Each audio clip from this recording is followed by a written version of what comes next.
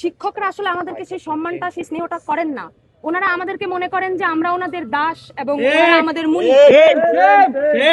আমার বিভাগের শিক্ষার্থী আমার বড় আপু মুনিরা মাহাজাবিন মিমো আপু আত্মহননের চেষ্টা করেছে এবং মরহুমা আজকে আমাদের মাঝে এখানে নাই। এটা অত্যন্ত দুঃখজনক।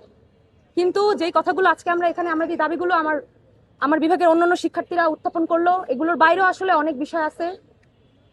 এই বিভাগের শিক্ষার্থী হিসেবে আমি বলতে চাই, আমি ব্যক্তিগতভাবেও এবং আমার বিভাগের আরো অনেক শিক্ষার্থী যারা নিপীড়নের শিকার হয়েছে, বিভিন্নভাবে হেনস্থার শিকার হয়েছে। আমরা তো বিশ্ববিদ্যালয়ে পড়ি, এখানে তো সব অ্যাডাল্ট, আমরা সবাই অ্যাডাল্ট এখানে সবাই যেহেতু এখানে পড়াশোনা করি, তো আমার শিক্ষকের সম্পর্কটা কেমন হওয়া উচিত?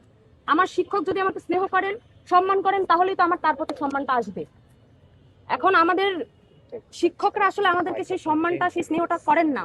ওনারা আমাদেরকে মনে করেন যে আমরা ওনাদের দাস এবং ওনারা আমাদের মুনি। এবং এই পরিপ্রেক্ষিতেই আসলে এরকম একটা ধারণা থেকেই ওনারা আমাদের সাথে যেই ধরনের আচরণ করেন, যেই ধরনের কথা বলেন, যেভাবে আমাদের শেমিং করেন, সেটা বডি শেমিং হোক, মেন্টালি আপনাকে হ্যারাস করা হোক, সকল ধরনের যে ধরনের অ্যাবিউসিভ কথাবার্তা আচার আচরণ আমরা প্রতিনিয়ত নেই, যেভাবে মেন্টাল ব্রেকডাউন হয়।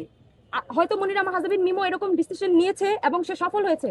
যদি সে সফল না হতো, যদি সেই অ্যাটেম্পটা নিয়ে সে বেঁচে যেত, তাকে প্রত্যেকটা দিন ক্লাসে, ক্যাম্পাসে, ফেসবুকে তাকে হাজার রকমের কথা শুনতে হতো এবং সেটা শোনার পরে সে যে বেঁচে থাকতো তার মনে হইতো হয়তো বা যে আমি যদি না বেঁচে থাকতাম তাহলে হয়তো ভালো হইতো। এরকম কি আগে হয় না বিভাগে যে টিচারদের দ্বারা হ্যারাস হয়েছে? স্টুডেন্টদের কথা তো আসলে বলবো না, টিচারদের কাছ থেকে তো স্টুডেন্টরা এগুলো পায়। শিক্ষকরা এরকমও বলেন যে আমাদের সাথে তো এই হয়েছে, তোমাদের সাথে কি হয়েছে, জাস্টিফিকেশন দেয় আর কি।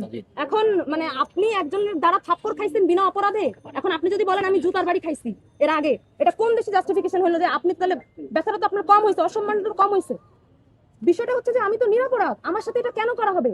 আমরা এরপরে যদি আমরা কোনো কিছু নিয়ে হ্যারাস ফিল করি, বিশ্ববিদ্যালয়ে হোক, বিভিন্ন ধরনের নাম্বারের রাজনীতি যেটা বিশ্ববিদ্যালয়ে হয়। এই যে মিমো আপুর আজকে একজন শিক্ষকের সাথে একটা বিষয় ছিল, মরহুমা আমাদের মধ্যে নাই।